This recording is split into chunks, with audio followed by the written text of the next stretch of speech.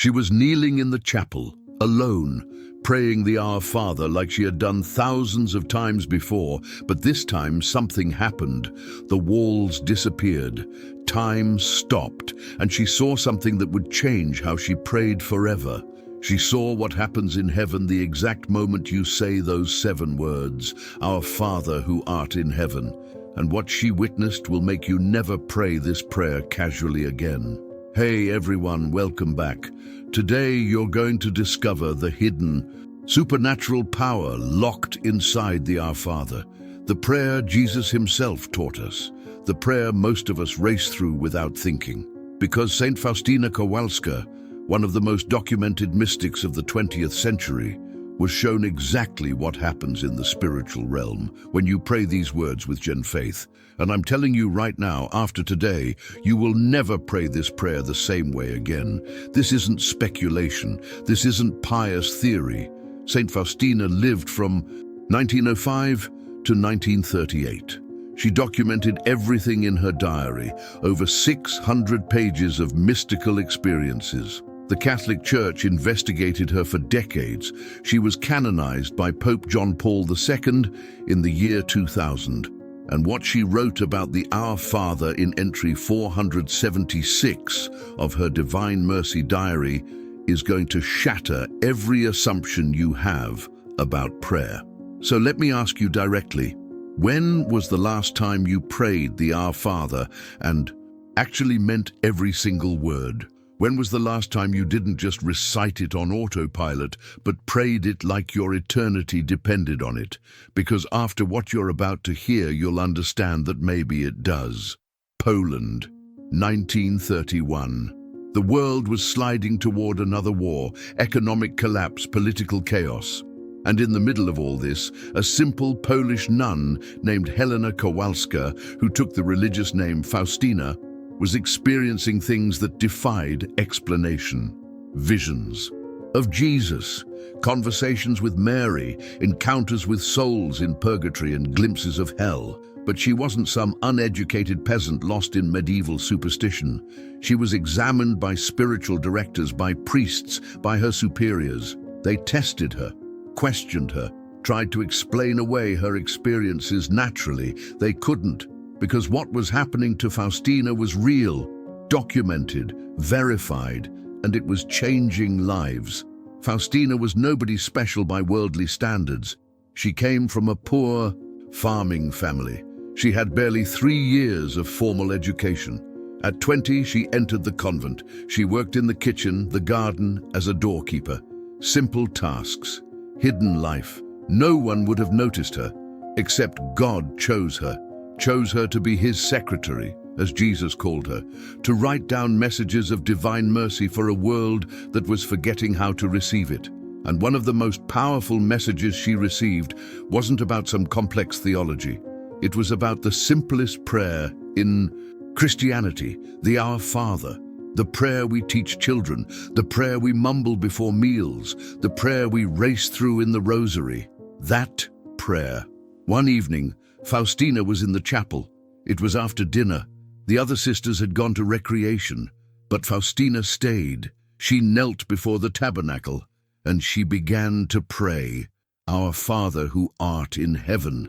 She'd prayed these words 10,000 times, maybe more, but that night she prayed slowly, intentionally, dwelling on each word, Our Father, not a distant judge, not an impersonal force. Father, Abba, Daddy, who art in heaven, not far away, not unreachable, but in heaven, where he reigns, where he prepares a place for us. And as she prayed, something shifted. The chapel didn't disappear physically, but spiritually she saw beyond. The veil between earth and heaven became transparent, and she witnessed what was happening on the other side as she prayed. She saw the throne room of God, angels by the millions surrounding the Father, and she saw something that made her weep. Every time she said the word Father, she saw God, the Father, lean forward, like a parent hearing their child call out, not with indifference, not with irritation at being bothered, with joy, with attention, with love so intense it was like fire. Faustina wrote in her diary, and I'm reading her exact words here, "I saw the incredible joy of God when we call him Father. The whole court of heaven trembles with this word. All of paradise is moved when a soul on earth in the middle of suffering and trial calls God by the name Father." Stop for a second. Let that sink in. Every time you say, "Our Father," if you mean it, if you say it with faith, with trust, you're causing joy in the Trinity. You're moving all of heaven. The angels stop what they're doing. The saints pay attention. God the Father himself responds, not because he has to, because he wants to, because you called him Father, because you acknowledge the relationship, the intimacy, the bond that sin tried to break but Jesus restored. But Faustina saw more. She saw what happens when we pray, "Hallowed be thy name." And this is where it gets intense. She saw demons, armies of them, surrounding souls on earth, whispering, tempting, trying to get people to curse, to blaspheme, to use God's name in vain, to drag his reputation through the mud. And every time a soul on earth prayed, "Hallowed be thy name," she saw those demons recoil, like they'd been hit with lightning. Because that prayer, those 4 words, they're spiritual warfare.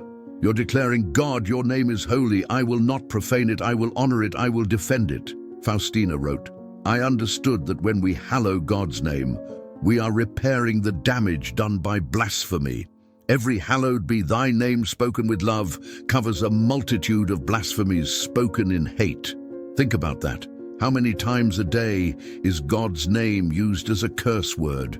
In movies, in songs, in casual conversation, Jesus Christ as an exclamation of frustration, God's name dragged through the gutter.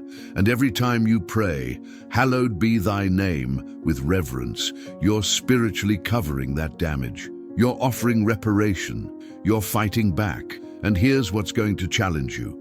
Faustina saw that most people pray this line without thinking. They say the words, but they don't mean them. They say, "Hallowed be thy name." And then 5 minutes later, they use God's name carelessly, or they let others do it without flinching. And she saw that those prayers, the ones prayed without conviction, they float up to heaven like smoke. They reach God, but they don't have power. They don't move demons. They don't repair because the heart isn't engaged. So let me ask you honestly, do you hallow God's name? Do you cringe when you hear it misused? Do you refuse to say it in vain yourself? Or have you gotten so used to the culture that you don't even notice anymore? Leave your answer in the comments, because this matters. This is spiritual warfare, and you're either fighting or you're surrendering ground. But Faustina wasn't done. She saw what happens when we pray, "Thy kingdom come," and this part is going to wreck you. She saw the kingdom of God, not as some distant future reality, but as a kingdom trying to break into earth right now, every second, pushing against the kingdom of darkness, trying to establish beachheads in human hearts.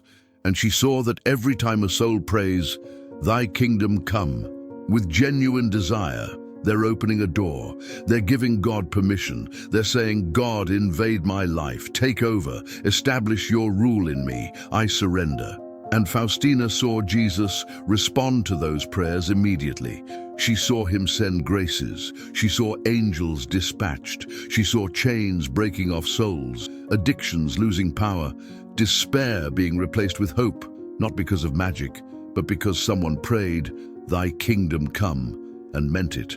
And that prayer gave God the authority to act, because God respects free will. He doesn't force his kingdom on anyone, but when you invite it, when you beg for it, he moves. Faustina wrote, "I saw that the kingdom of God is not advanced by programs or strategies, but by souls who pray, 'Thy kingdom come,' and then live like citizens of that kingdom, even while still on earth." That's the key. You can't pray, "Thy kingdom come," and then live like you're still a citizen of the kingdom of darkness. You can't beg God to establish his rule and then refuse to obey him. That's hypocrisy. That's empty words. And Faustina saw that those prayers go nowhere. They bounce off the ceiling.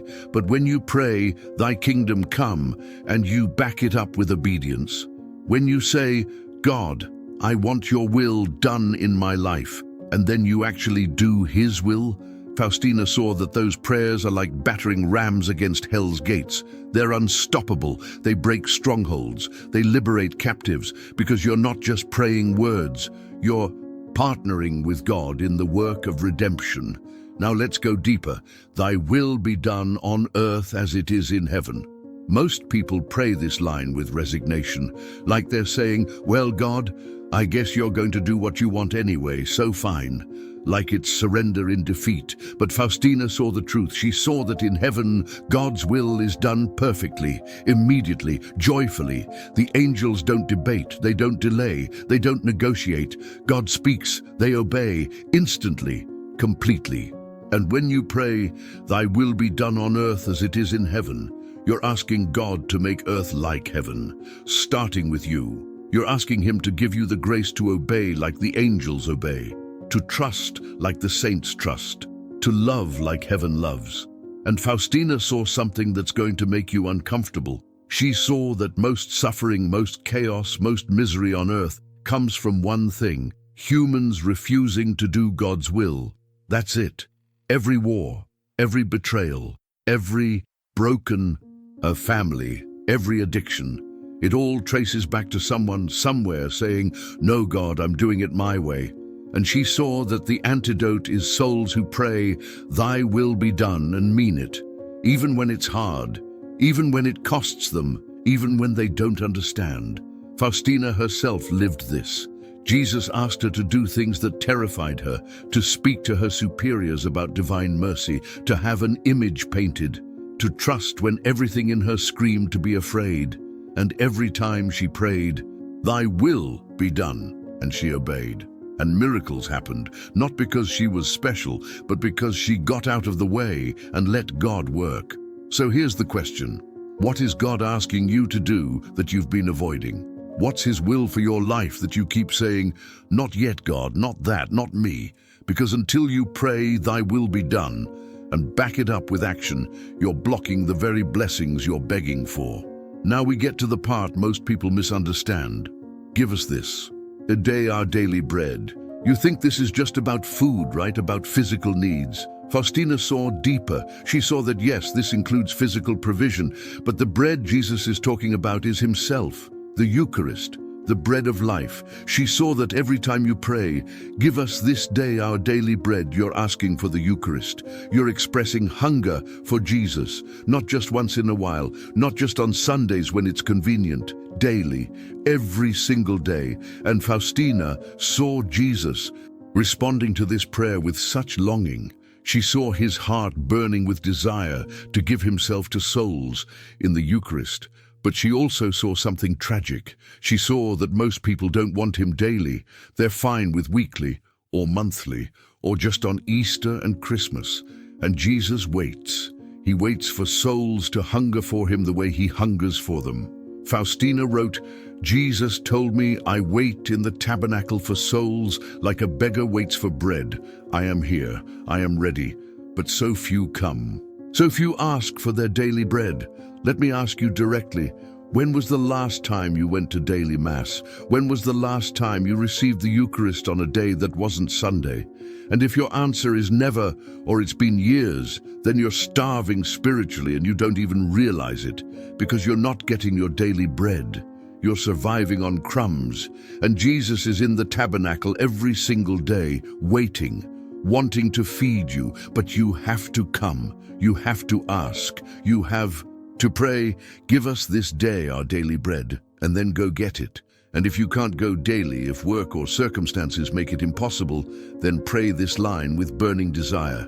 Tell Jesus, "I wish I could receive you today. I hunger for you, and as soon as I can, I will come." And Faustina saw that those prayers pierce Jesus' heart. He honors that desire.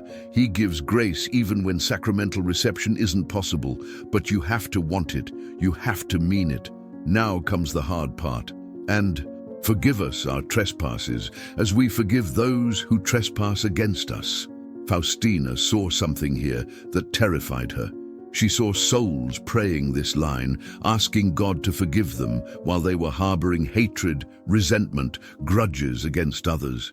And she saw those prayers stop mid-air. They didn't reach heaven. Why? Because those souls were asking God to forgive them in the same way they forgive others, and they weren't forgiving others at all.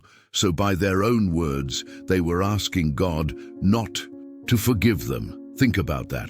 Every time you pray the Our Father while refusing to forgive someone, you're literally asking God to withhold forgiveness from you. You're condemning yourself with your own mouth. Faustina wrote, Jesus showed me that unforgiveness is a chain we lock around our own souls. We think we're punishing the person who hurt us, but we're destroying ourselves. Because mercy flows like water, it has to flow through you to reach you. If you dam it up by refusing to forgive, it can't get to you either.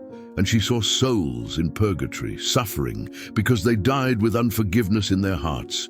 Souls who could have been in heaven already, but they have to be purified of that poison first. Years, decades, maybe centuries of purification, because they wouldn't forgive on earth. So let me ask you the question you don't want to answer.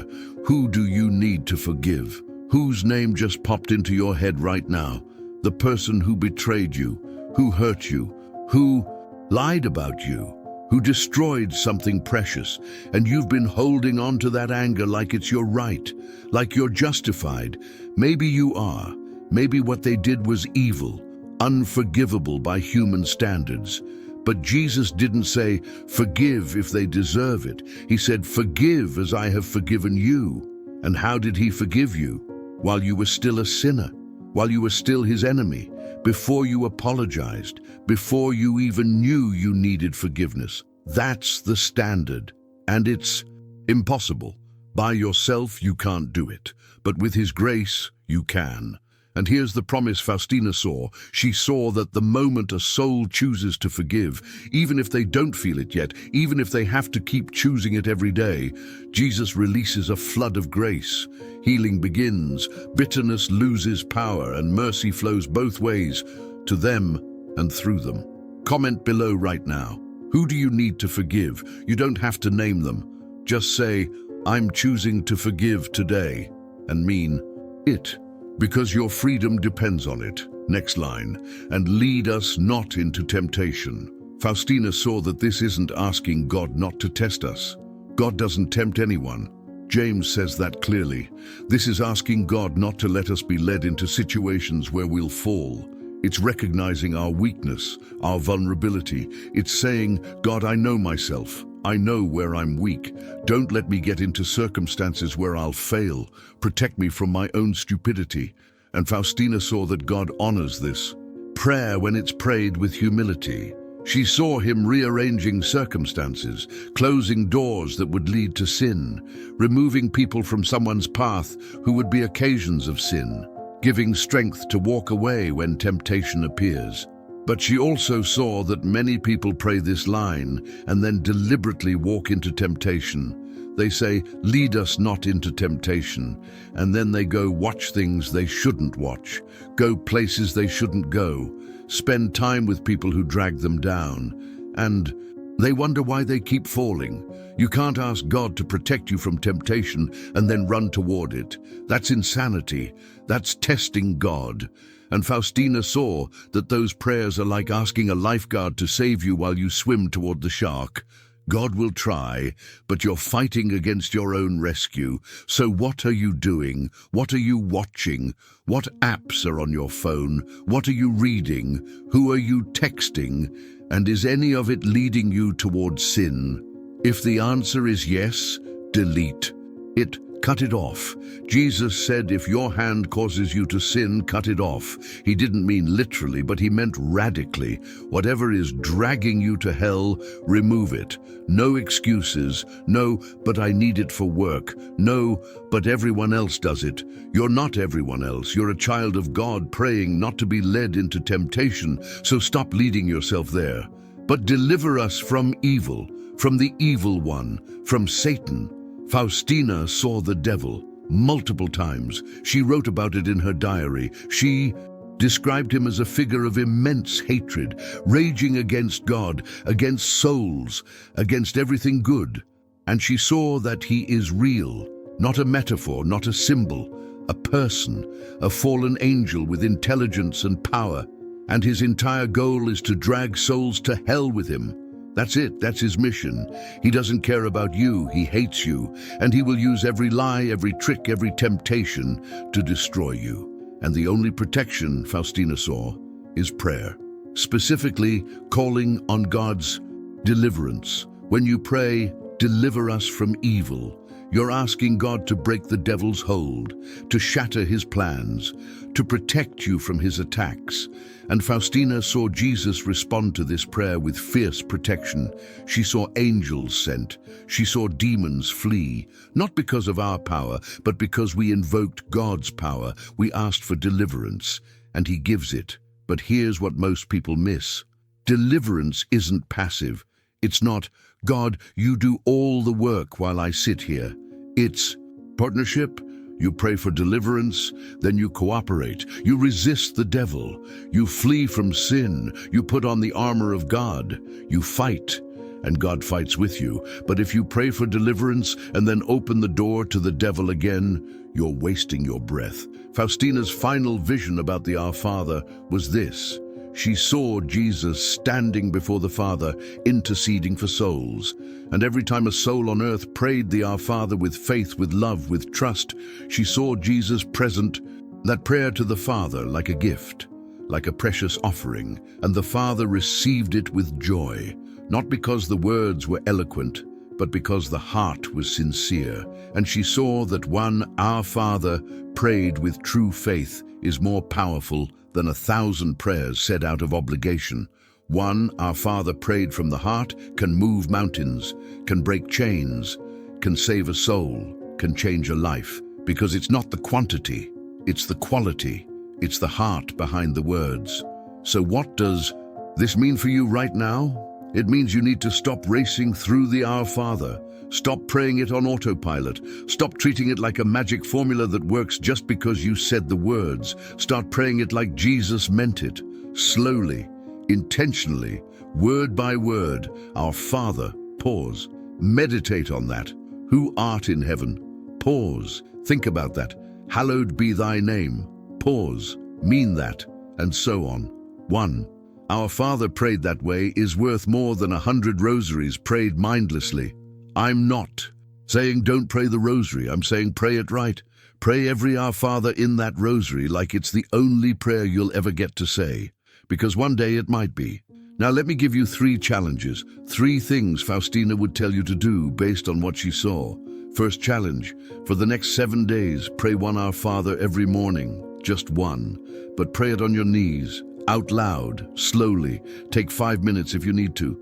Dwell on every word, taste it, feel it, mean it, don't add anything else. Don't pray 10 prayers, just one. Our Father prayed right. And watch what God does. Watch how your day changes. Watch how your heart changes. 7 days. Can you do that? Second challenge, identify one person you need to forgive. You know who it is. Their name is in your head right now. And before you pray the Our Father again, even once, tell God, I choose to forgive this person. I don't feel it yet, but I'm choosing it. Help me mean it. And every time you pray, forgive us. Our trespasses as we forgive those who trespass against us.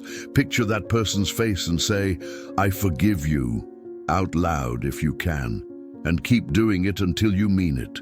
It might take days, it might take months, but keep choosing forgiveness because your soul depends on it. Third challenge, go to confession this week, not next month, this week, because you just prayed for forgiveness.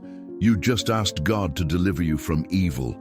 And the primary way God gives forgiveness and deliverance is through the sacrament of reconciliation. So go, confess everything, hold nothing back. And when the priest says, I absolve you, receive it. Believe it, and walk out of that confessional a new person. This is not optional. This is not, if I feel like it. This is your mission this week. If you're serious about what you just learned, you'll go. If you make excuses, you're proving you didn't really mean the prayer. Now, I know some of you are thinking, this is too hard. I can't do this. I'm not Saint Faustina. I don't have visions. I'm just ordinary. Exactly. Faustina was ordinary too. She came from nothing. She had no education, no special talents. She was just a girl who said yes to God, who prayed the prayers he taught, who trusted even when it was terrifying. And God used her to change the world. The difference between you and Faustina isn't holiness, it's willingness. She was willing. Are you? And if you're far from God right now, if you haven't prayed in years, if you're not even sure you believe anymore, Faustina would say this to you. Come back. You don't have to understand everything. You don't have to have perfect faith. Just start with one prayer. Our Father. Say it. Mean what you can. Ask God to help you mean the rest. And see what happens.